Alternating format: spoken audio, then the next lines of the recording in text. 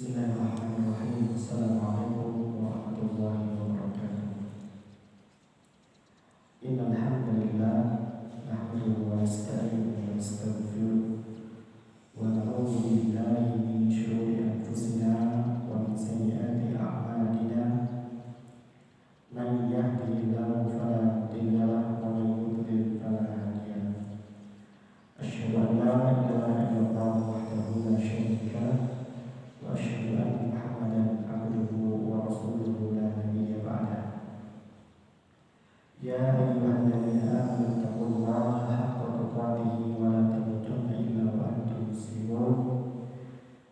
Ya ayyuhan nasu taqu rabbakum alladzi khalaqakum min nafsin wahidah wa khalaqa minha zawjaha wa batha minhuma rijalan katsiran wa nisaa'a. Wattaqullaha alladzi tasaaluna bihi wal arham innallaha kana 'alaykum raqiba.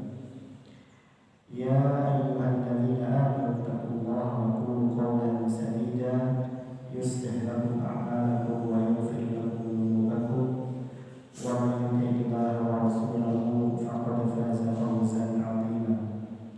Amma ba'du, fa inna asdaqal hadithi kitabullah wa khairal hadi hadi Muhammadin sallallahu alaihi wasallam wa syarrul umuri muhdatsatuha wa kullu muhdatsatin bid'ah wa kullu bid'atin dhalalah wa kullu dhalalatin finnar. Ikhwani fiddin, a'azzani Allah wa iyyakum jami'an. Pada kesempatan ini kita akan membahas mengenai syarat-syarat diterimanya sebuah amal ibadah.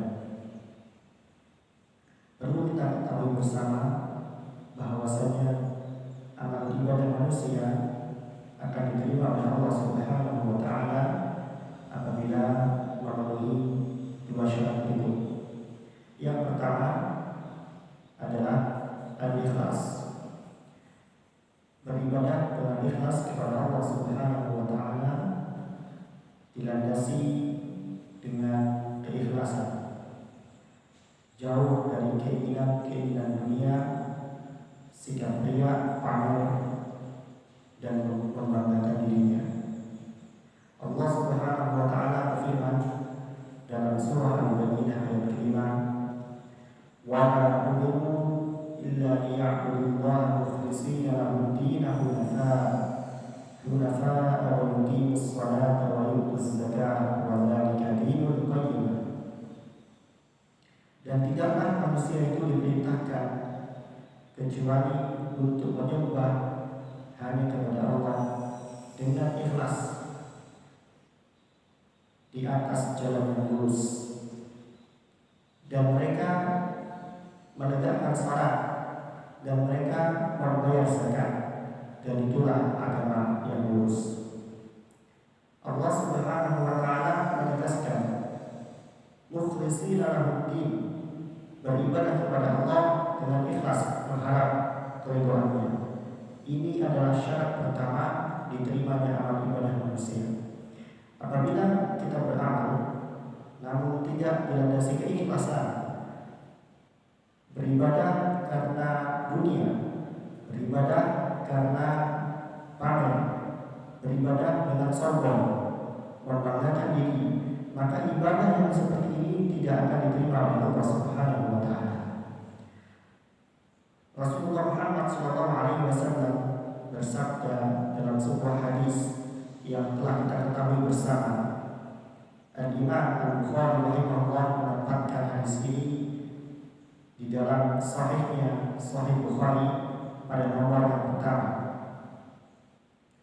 Demikian juga Al-Imam An-Nawawi rahimahullah menempatkan hadis ini di nomor pertama dalam kitabnya Al-Arba'in An-Nawawiyah.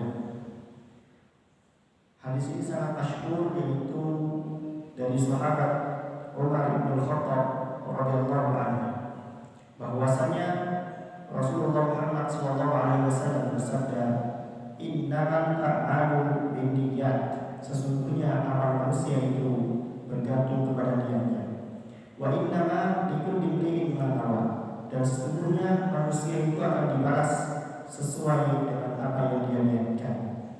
Faman kanat hijratuhu ila Allah wa rasulih, maka barang siapa berhijrah karena Allah dan Rasulnya, fahijratuhu ila Allah wa rasulih, maka dia berhijrah itu untuk Allah dan Rasulnya. Wa kanat hijratuhu lidunya yusibuha, tetapi kalau ada orang berhijrah karena dunia yang dia ingin gapai, ila imra'atin yankihuha, atau dia berhijrah karena wanita yang dia ingin nikahi, fahijratuhu ila ma hajara ilaihi, maka hijrahnya itu adalah untuk mendapatkan apa yang dia inginkan di dunia, tetapi akhiratnya tidak dia dapatkan. Hadis ini diriwayatkan oleh Imam Bukhari dan Muslim dalam sahihnya. Ikhwani fi din, a'azzani Allah wa iyyakum jami'an. Ini syarat yang pertama. Adapun syarat yang kedua adalah mutaba'atul Rasul sallallahu alaihi wasallam, mengikuti Rasul sallallahu alaihi wasallam. Dasarnya adalah firman Allah Subhanahu wa taala di dalam surah Al-Ahzab ayat 21. Allah berfirman, "Laqad kana lakum fi Rasulillahi uswatun hasanah." Sungguh telah ada pada diri Rasul itu uswatun hasanah, suri tauladan yang baik bagi kalian, contoh terbaik bagi kalian. Artinya apa? Dalam beribadah, dalam beramal, maka selain didasari dengan ikhlas, maka harus pula dilandasi dengan mengikuti tuntunan Nabi Muhammad SAW. Sebuah hadis yang lain yang datang dari Ummul Mukminin Aisyah radhiyallahu anha, beliau berkata, qala Rasulullah sallallahu alaihi wasallam, Rasulullah sallallahu alaihi wasallam bersabda, "Man ahdatsa fi amrina hadza," barang siapa mengada-adakan sebuah perkara baru, fi amrina hadza, dalam urusan kami ini, yakni ad-dinul Islam, dalam agama ini, ma laisa minhu, yang tidak ada contohnya, tidak ada tuntunannya dari kami, fahuwa raddun, maka amal itu akan tertolak. Riwayat lain dari Imam Muslim, Rasulullah bersabda, "Man amila amalan," barang siapa melakukan sebuah amalan, laisa alaihi amruna, tidak ada petunjuknya dari kami, tidak ada contohnya dari kami, yakni dari Allah dan Rasulnya, fahuwa raddun, maka amal tersebut akan ditolak. Hadis ini diriwayatkan oleh Imam Muslim. Ikhwani, a'azzani Allah wa iyyakum jami'an. Syarat yang kedua ini sangat penting, yaitu mutaba'atul Rasul sallallahu alaihi wasallam, mengikuti Rasul sallallahu alaihi wasallam. Kita lihat betapa banyak orang beramal dilandasi dengan keikhlasan, murni karena Allah Subhanahu wa taala, tidak mengharapkan yang lain, tetapi amal ibadahnya itu menyelisihi tuntunan baginda Rasulullah Muhammad sallallahu alaihi wasallam.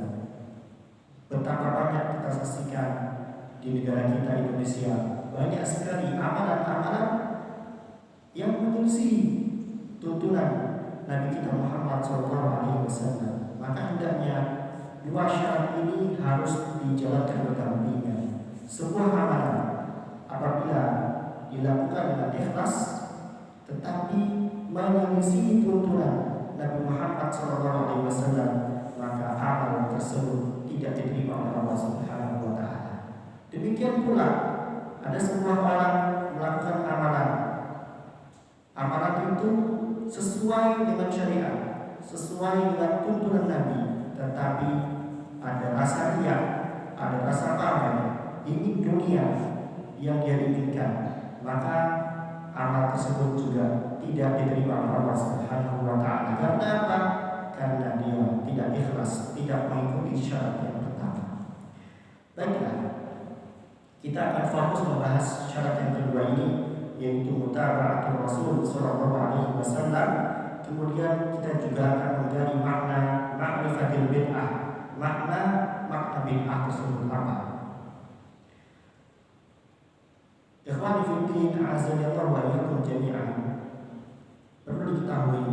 bahwasanya sebuah amalan yang tidak sesuai dengan tuntunan Nabi Muhammad SAW di dalam istilah agama dikenal dengan istilah bid'ah, sesuatu yang baru, atau muhdats, perkara yang diada-adakan. Secara bahasa, bid'ah berarti sesuatu yang baru. Maka kalau kita mengacu kepada bahasa, semua yang ada di dunia ini buatan manusia adalah bid'ah. Tetapi bid'ah yang kita maksud di sini adalah bid'ah menurut istilah agama. Menurut istilah agama, bid'ah itu adalah perbuatan-perbuatan baru yang tidak pernah dicontohkan oleh Nabi kita Muhammad SAW ataupun oleh 3 generasi terbaik dalam Islam, yaitu para sahabat, para tabi'in, dan para tabi'in tabi'in ridwanullah alaihim ajma'in. Sebuah amalan yang dilakukan tidak mengikuti tuntunan Nabi Muhammad SAW atau tidak mengikuti tuntunan sahabat, para tabi'in atau tabi'ut tabi'in, maka inilah yang dikenal dengan bid'ah. Bukan berarti kacamata, handphone, pesawat, mobil itu bid'ah, tidak. Karena apa? Itu urusan dunia. Rasulullah bersabda, "Antum a'lamu bi umuri dunyakum." Kalian lebih tahu tentang perkara dunia kalian. Tetapi dalam masalah agama, ibadah kepada Allah Subhanahu wa taala, kita harus melihat suri tauladan yang paling agung, yaitu baginda Nabi Muhammad sallallahu alaihi wasallam. Ikhwani fi din, azza-wa jalla jami'an. Ada beberapa kaidah, ada beberapa aturan di mana sebuah amalan bisa disebut dengan bid'ah. Asy-Syaikh Muhammad Ibnu Shalih Al-Utsaimin rahimahullah di dalam Syarah Al-Hadis Arba'in Nawawi ketika membahas hadis yang kelima, hadis yang diriwayatkan oleh Imam Muslim dari Ummul Mukminin Aisyah, "Man ahdatsa fi amrina hadza ma laysa minhu fa huwa raddun." Barang siapa mengadakan perkara baru yang tidak ada contoh dari kami dalam agama ini, maka dia tertolak. Beliau menyebutkan 6 kaidah. Beliau menyebutkan 6 syarat. Syarat di mana sebuah amal tersebut bisa dihukumi bid'ah. Yang pertama, syarat pertama, beliau menyebutkan dalam kitabnya,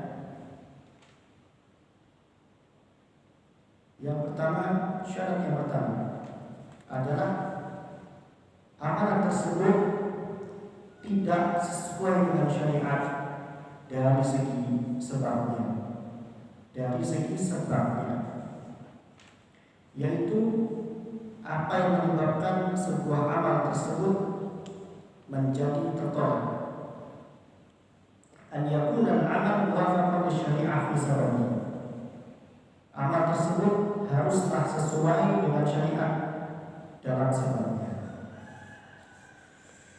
Contohnya adalah an yusalli rak'atayn kullama dakhala baitahu wa yattakhidha sunnah. Seseorang yang melakukan ibadah salat 2 rakaat setiap dia masuk ke rumahnya, kemudian menjadikannya sebagai sunnah, menjadikannya sebagai bagian dari agama. Fahada mardud, maka yang seperti ini tertolak. Kenapa tertolak? Ma'anna shalat asluha masyru'. Salat itu asalnya masyru', disyariatkan, tetapi karena sebabnya tidak benar, maka salat mardudah. Jadilah amal ini tertolak. Ini yang pertama, kaidah yang pertama. Sebuah amalan yang tidak sesuai dengan syariat dalam sebabnya, maka dia termasuk dalam bid'ah. Yang kedua, an yakuna al-amal muwafaqan lisyari'ah fil jinsi. Sebuah amal yang tidak sesuai dengan syariat dari kategori jenisnya.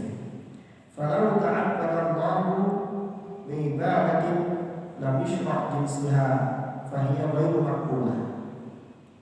Kalau ada seorang beribadah kepada Allah Subhanahu wa taala dengan ibadah yang tidak disyariatkan dari segi jenisnya, fahiya ghairu maqbulah, maka ini tidak diterima oleh Allah Subhanahu wa taala. Contohnya, lau anna ahadan dhaha bi farsin, ada seorang yang ketika hari Idul Adha berkurban dengan seekor kuda, fa inna dzalika mardud, ya, maka kurbannya tidak diterima. Kenapa? Jenisnya menyelisihi yang diperintahkan dan yang dicontohkan oleh baginda Nabi Muhammad SAW. Karena apa? Syarat-syarat hewan kurban adalah bahimatul an'am, hewan-hewan ternak, wahia al-ibil wal baqar wal ghanam, unta, sapi atau kambing. Kuda tidak termasuk. Maka seperti ini perbuatan bid'ah. Kenapa? Tidak sesuai dengan syariat dari segi jenisnya. Amma law dhabaha farsan liyatasaddaq bi lahmiha fa hadha jaiz. Tetapi kalau ada orang yang beli kuda kemudian hadiahkan, dagingnya dihadiahkan, bukan dikurbankan, maka ini boleh. Kenapa? Li'annahu lam yataqarrab ila Allah bi udhiyatihi, karena dia tidak termasuk kurban, tetapi wa inna dhabahu liyatasaddaq bi lahmi. Dia menyembelih kuda itu untuk menyedekahkan atau menghadiahkan dagingnya. Asal kuda adalah halal, tetapi kalau disembelih sebagai kurban, maka kurbannya ditolak oleh Allah Subhanahu wa taala. Kemudian yang ketiga, an yakuna al-amal wafaqa bi syari'ah fil qadar. Ukurannya sesuai dengan syariat baginda Muhammad SAW. Kalau ada sebuah amalan yang menyelisih Nabi dalam kadarnya, dalam ukurannya, maka ini jelasnya tertolak. Falau ta'abbada syakhsun lillahi subhanahu wa ta'ala biqadrin za'idin ala syari'ah lam yuqbal anhu. Kalau ada seorang beribadah kepada Allah Subhanahu wa ta'ala melebihi ukuran yang disyariatkan, maka amal ini tertolak. Contohnya, rajulun tawadda'a arba'a marrat. Orang yang berwudu dia membasuh sebanyak 4 kali, sementara yang disyariatkan adalah 3 kali. Maka basuhan yang keempat ini tertolak. Basuhan yang keempat ini dinilai sebagai bid'ah. Kenapa? Karena Rasulullah mensyariatkan wudu itu 3 kali, bukan 4 kali. Ada sebuah hadis yang datang kepada kita, man zada ala dzalika faqad asa'a wa ta'adda wa qala. Ketika Rasulullah mempraktikkan wudu 3 kali, dia menambahkan, barang siapa menambahkannya menjadi 4 kali, 5 kali dan sebagainya, faqad asa'a wa ta'adda wa qala, maka dia telah berbuat jahat. Dia telah mengadakan permusuhan kepada Allah dan Rasulnya, dan dia telah berbuat aniaya, berbuat zalim. Zalim kepada siapa? Zalim kepada Allah dan Rasul. Itu yang ketiga. Yang keempat, rabi'an, yang keempat, an yakuna al-amal muwafaqan li syari'ah fil kaifiyah. Sebuah amalan yang tidak sesuai dengan syariat dari segi kaifiyah, dari segi tata cara melakukannya. Ada sebuah amalan yang dilakukan dengan ikhlas kepada Allah Subhanahu wa taala, tetapi tata caranya menyelisih Nabi, maka ini ditolak. Karena apa? Dia menyelisih tuntunan Nabi dalam masalah kaifiyah, dalam masalah caranya. Contohnya apa? Kalau ada rajulan shalla, ada orang yang salat, wa sajada qabla an yarka', dia mendahulukan sujud daripada rukuknya. Setelah berdiri membaca Fatihah, membaca surah, dia langsung sujud, dapatkan rukuk dulu. Fasalatu batilah mardudah, maka salatnya itu batal, mardudah, tertolak. Kenapa? Li'annaha lam tuwafiq asy-syari'ah fil kaifiyah, karena dia tidak sesuai dengan syariat di dalam masalah kaifiyah, tata cara. Ini yang keempat. Semua sudah kita ketahui bersama. Wa kadzalika law tawaddaha anfusan bi anna bada'a bir-rijl. Contoh lain, seseorang yang berwudu mendahulukan kakinya daripada membasuh kedua tangannya, maka ini jelas tertolak. Karena apa? Menyelisih tuntunan Nabi dalam masalah cara. Kemudian yang kelima, kaidah yang kelima, an yakuna al-amal muwafaqan lisyari'ah fi zaman. Sebuah amalan yang tidak sesuai dengan tuntunan Nabi dalam masalah waktunya. Dalam masalah waktunya. Contohnya apa? Fala usallas salat qabla dukhuli waqtiha. Seorang yang salat sebelum waktunya masuk, fas-salatu ghairu maqbulah, maka salatnya tidak diterima oleh Allah Subhanahu wa taala. Karena apa? Dia salat sebelum waktunya. Dia salat sebelum azan dikumandangkan. Walau bahkan dengan yusalli salat al-Id lam tuqbal. Termasuk dalam hal ini adalah seseorang yang menyembelih hewan kurbannya sebelum salat Idul Adha, li'annahu lam yuwafaq asy-syara' fi zaman. Karena perbuatan ini menyelisih tuntunan dalam masalah waktu. Yang disyariatkan adalah menyembelih hewan kurban setelah salat Idul Adha. Makanya ada seorang sahabat yang dia menyembelih hewan kurban sebelum salat Idul Adha, kemudian dia lapor kepada Nabi, "Wahai Rasulullah, saya telah menyembelih hewan kurban saya sebelum salat Idul Adha." Kenapa? Alasannya dia ingin hewan yang dimakan pertama kali di rumahnya itu adalah hewan sembelihannya. Alasannya simpel, sederhana. Tetapi apa kata Nabi? Syatu kasyatu lahmin. Hewan kurban itu sekedar daging saja, bukan bentuk kurban kepada Allah Subhanahu wa taala. Artinya apa? Dia harus mengulangi menyembelih hewan kurban lagi setelah sholat Idul Adha. Ini perbuatan yang menyelisih tuntunan dari segi waktunya. Ada orang melakukan ihram, persiapan untuk ibadah haji dan umrah, tetapi dia lakukan di bulan Ramadan, belum waktunya. Waktunya di bulan Dzulqa'dah Dzulhijjah. Maka yang seperti ini tertolak, walaupun dia mungkin alasannya benar, tetapi tertolak karena apa? Waktunya belum masuk. Ini yang kelima. Walau anna ahadan akhara ibadah an waqtiha bila udrin ka'an shalla al-fajr ba'da tulu'i syamsi ghairu ma'dud fa shalatuhu mardudah.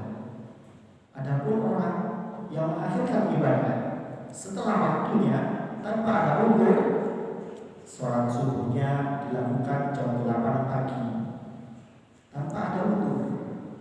Sakit enggak, kecapean enggak, hujan juga tidak, tapi dia menyengaja sholat subuh di waktu itu, maka tertolak ibadahnya. Kenapa? Dia menyelisih tuntunan dalam masalah waktunya. Yang keenam, kaidah yang keenam, an yakuna al-amal muwafaqan li syari'atil makan. Sebuah amalan yang tidak sesuai dengan syariat dalam tempatnya. Walau anna ahadan ya'takaf fi ghairil masajid. Ada orang yang melakukan iktikaf tetapi bukan di masjid. Ya. Dia lakukan iktikaf itu di rumahnya atau di sekolahnya atau di pasar. Maka yang seperti ini tertolak. Karena apa? Syariat iktikaf adalah di dalam masjid. Rasulullah mencontohkan beliau iktikaf 10 hari terakhir, bahkan sebelum dia wafat 20 hari sudah iktikaf. Beliau lakukan semuanya di dalam masjid. Tidak pernah beliau kerjakan iktikaf itu di rumah atau di kamar atau di rumah, tidak pernah. Walaupun rumah beliau dekat dengan masjid. Ini adalah kaidah-kaidah sebuah amalan dapat dinilai sebagai bid'ah. Maka sebelum kita beramal, kita timbang apakah amalan kita itu sesuai dengan syariat atau tidak. Contohnya adalah yang sangat terkenal di kalangan kita semua, yaitu wafatnya seseorang melakukan yasin dan tahlil, entah itu di malam Jumat atau ketika meninggal seseorang, ya, 1 harinya, 3 harinya, 7 harinya, 40 harinya, 100 harinya, sampai dengan 1000 harinya. Kita timbang dulu hal ini dari sisi syariat. Dari sisi syariat, bagaimana timbangan syariat tentang hal ini? Yang pertama, membaca yasin, membaca surah yasin adalah ibadah. Ibadah. Kenapa? Membaca Al-Quran, mengucapkan kalimat tahlil la ilaha illallah, mengucapkan zikir subhanallah wa bihamdihi, mengucapkan zikir istighfar, semuanya adalah ibadah. Yang jelas ada tuntunannya dalam syariat. Tetapi perlu diketahui, kalau seseorang berkumpul-kumpul di rumah orang yang meninggal dunia, dia membacakan surah yasin, membacakan tahlil, berdoa secara bersama-sama, maka yang seperti ini tertolak. Kenapa tertolak? Yang pertama, disebabkan karena menyelisih tuntunan Nabi dalam masalah niatnya, dalam masalah sebabnya. Kenapa sebabnya?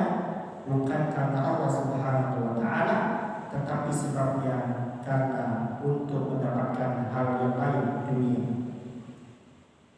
dihadiahkan kepada orang yang sudah meninggal.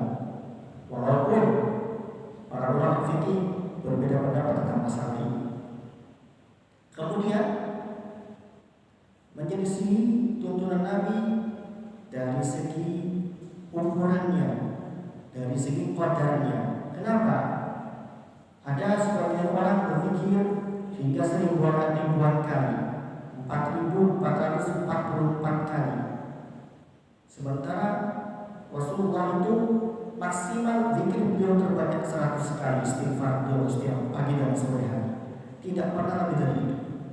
Kalau ada orang beristighfar berpikir lebih dari itu, maka itu termasuk bid'ah. Kenapa? Karena dia menyelisih tuntunan Nabi dari segi ukurannya, jumlahnya. Apalagi dilakukan bersama-sama yang tidak pernah diajarkan oleh Nabi Muhammad dan para sahabatnya. Mari kita tengok sejarah. Apakah pernah ketika masa Rasulullah hidup beliau melakukan tahlilan, yasinan, memperingati wafatnya kedua orang tuanya? Atau berapa banyak sahabat yang gugur sebagai syuhada, sedangkan ketika itu Rasulullah masih hidup? Contoh, para beliau Hamzah bin Abdul Muttalib yang gugur dalam perang Uhud. Apakah beliau pernah mengajak semua sahabat berkumpul di rumah Hamzah kemudian mengadakan tahlilan? Tidak hanya itu, setelah Rasulullah wafat, Rasulullah adalah makhluk yang paling utama, makhluk yang paling mulia, yang harusnya pantas untuk diyasin, pantas untuk dibacakan tahlil. Sangat pantas. Kenapa? Makhluk yang paling utama, paling mulia, kekasihnya Allah Subhanahu wa Ta'ala, penghulunya para nabi, para rasul, pimpinannya para rasul. Justrunya harusnya beliau lebih pantas untuk kita yasinkan, kita tahlilkan. Tetapi apakah para sahabat, para khulafaur rasyidin pernah berkumpul-kumpul di Masjid Nabawi untuk mentahlilkan Nabi Muhammad? Jawabannya tidak pernah sama sekali. Bahkan suatu ketika sahabat Abdullah bin Mas'ud radhiyallahu anhu, beliau mendapati sekelompok orang di dalam masjid berzikir dengan jumlah tertentu. Maka Abdullah bin Mas'ud yang mulia, sahabat yang mulia ini, mengingkarinya. Beliau berkata, untuk apa kalian berkumpul seperti ini? Sementara kami para sahabat tidak pernah melakukannya. Bahkan ketika itu Rasul masih hidup pun tidak pernah dilakukan sama sekali. Maka itu timbangan syariat sudah memberikan ukuran-ukurannya, bahwasanya amalan-amalan yang dilakukan menyelisih tuntunan Rasulullah SAW, maka ini termasuk bid'ah yang kita dianjurkan, diperintahkan untuk menjauhinya, untuk meninggalkannya. Kenapa? Karena ini berpotensi merusak amalan kita, membuat amalan kita tertolak di akhirat nanti. Semoga Allah Subhanahu wa taala memberi kita taufik dan hidayahnya agar kita semua dapat melaksanakan ibadah yang benar sesuai dengan tuntunan Rasulullah Muhammad SAW. Kita cukupkan pada hari ini kesempatan ini, dan insya Allah kita sambung lagi pada kesempatan yang lain. Wassallallahu ala nabiyyina Muhammad wa ala alihi wa sahbihi wa sallam tasliman katsira. Subhanakallahumma wa bihamdika asyhadu an la ilaha illa anta astaghfiruka wa atubu ilaik. Alhamdulillahi rabbil alamin. Wassalamualaikum warahmatullahi wabarakatuh.